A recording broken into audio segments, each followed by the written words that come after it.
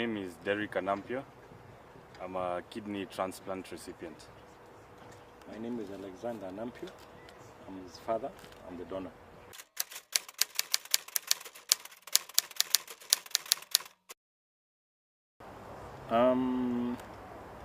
Took a number of days to a year, because when you go for a checkup in a hospital, until it's clarified, sometimes you think it's something simple.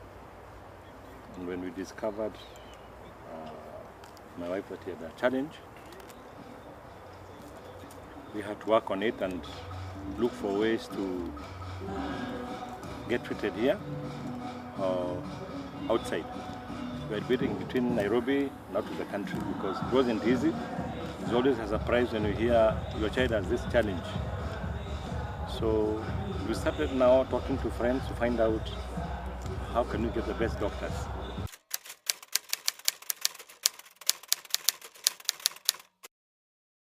So before the transplant, I experienced a number of symptoms of illness, the most common being fatigue. So if you're used to working 8 hours a day, usually after maybe 4 hours, you'd feel like you've been there for 12 hours. Fatigue was the most common symptom. The other two common ones was insomnia. So you try to get sleep at night, but it's not possible. And when that happens now, during the day, you have something called sleep apnea. You just randomly fall asleep. Your body functions irregularly. Very tired, lack of sleep, and lack of appetite.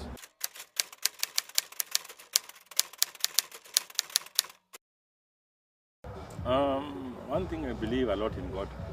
So I knew this is a challenge, and somehow even if it's tough, we shall get away. I remember I was in Mombasa then. So I came back to Nairobi, we sat as a family, and we made a decision with close family members. I always had faith in God. I knew something would happen, but like any other human being, we worry inside. But I had faith in God, that something was going to happen to get him sorted.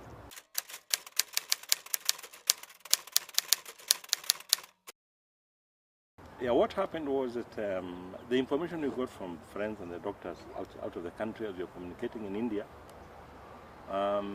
we were told the closest person is a father. Try with the father first and see. So I did blood tests in Nairobi and sent them to a doctor in India. It was positive that I was the right donor. So we moved on. We went to India.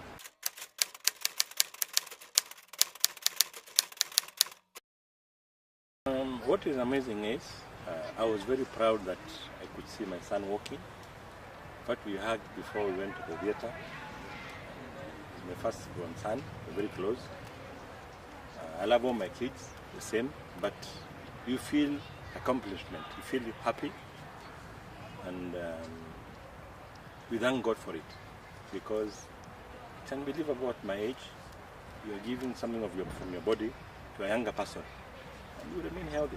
So to me, it's something that I felt really great about.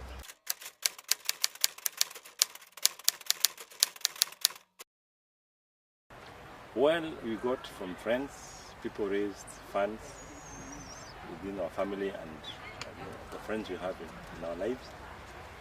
And it was amazing how people can assist you. Some people don't even know you. So, and I thank the Kenyan fraternity. I think Kenyans have a very big heart. There are people today, I have to look for, who are these people that knew me? I never knew them. People that knew him, they didn't know. So it was really touching.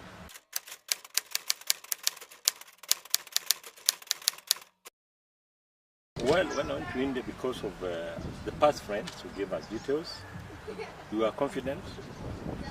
Secondly, we prayed a lot, we used to pray. And I believe whatever you have been through is planned by God.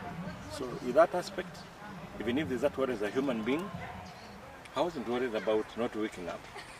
But I remember I prayed before I went to the theater to be able to wake up and see him the next day.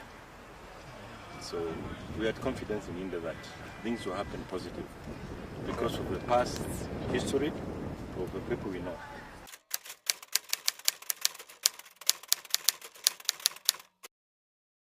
It was a very good feeling.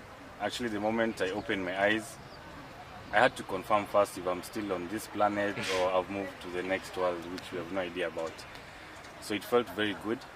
I knew it's successful, and my immediate concern was, how is my dad, my donor, despite me being here. So I also saw Dad, and that was my greatest joy, that it was successful.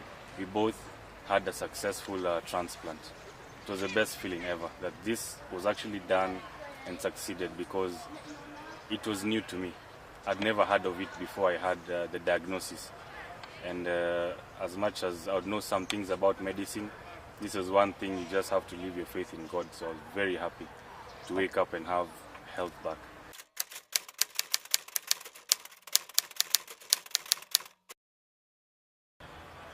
The first thing I'd advise anyone today is, you have to have hope. Hope is the beginning of everything. Hope gives you access to what you're looking for, whether it's information, whether it's individual, whether it's institution. You have to have that from within yourself first.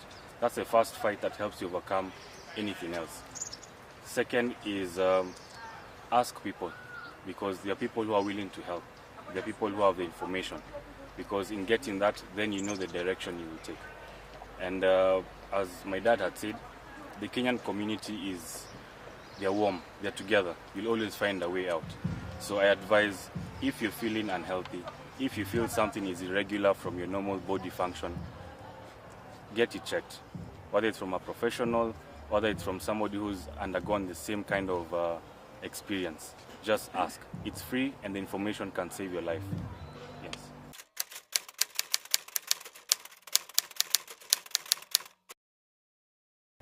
I'll be honest, when you come from the theater and you're dressed up, you're tight, very, very painful, the nurse is with you for 3-4 days. He becomes like part of your life, because of cleaning, medication, talk, comforting you. They are very, very important.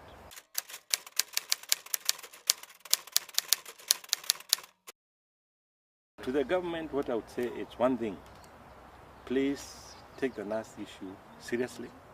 They are very important in the health sector. And to the nurses, I'm not trying to say they are not kind. Please see the light of God. Don't let person die because of money. Human life is very important. Money will take us nowhere. Don't let our grandfathers, our babies, our aunties, our brothers pass on because of money. Have that heart that even if I have challenges with finance, let me save a life. We can go and not fire. There's no doubt they need the salary, but please have part of God in you, that you see somebody's life, because life is everything. Money will take us nowhere. Today you have, tomorrow you don't. But living and saving someone's life when you can, do it. It has nothing to do with what you ate today for breakfast or you didn't eat. Doesn't matter where you live. If you have that knowledge of saving someone's life, do it for free. Do it. And it's something that Kenyans have to understand, that money is not life.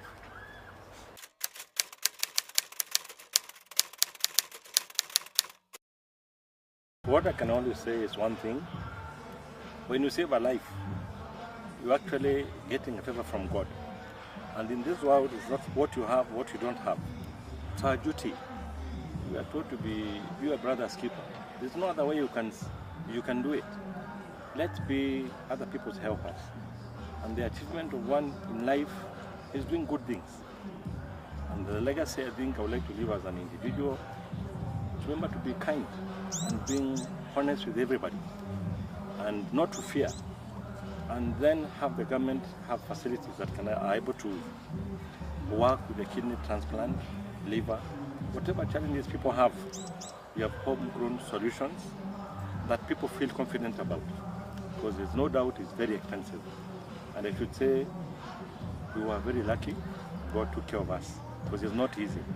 When this happens, first of all, you have nothing to, you can't think about it. You think, where do I get money? Who do I see? Who are the best doctors? It just sucks you like that. But I had a lot of faith in God and my family and friends. And here we are.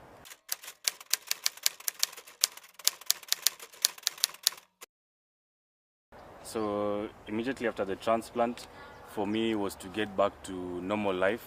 I was in formal employment, I'm now 31 years of age, and I did my transplant in 2015. This year it's going to be 2 years since transplant. So for me, my life has been now doing IT consulting, from formal employment to IT consulting. So any IT opportunities that I may get, even if it requires a full-time job, that is what I take up. Yes.